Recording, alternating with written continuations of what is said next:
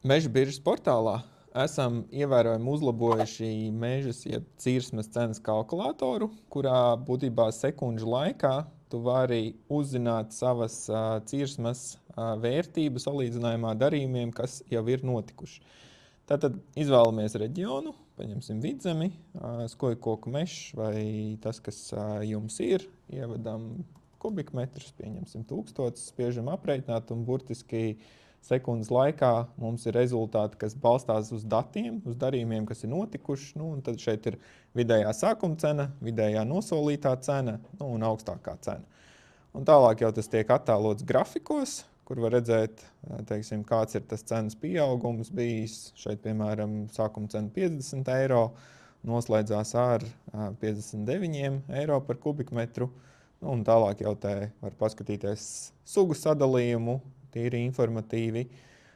Tāpat arī sadalījumu pa mēnešiem. Te var redzēt, teiksim, februārī jau kāda izsole tiek salīdzināta, janvāra, decembris un no novembra. Un šeit jau ir detalizētāk, ja vēlās, tad var apskatīties, uz kurām izsolēm šie dati tiek salīdzināti un pastīties, kādas varbūt audzes formulas un tā.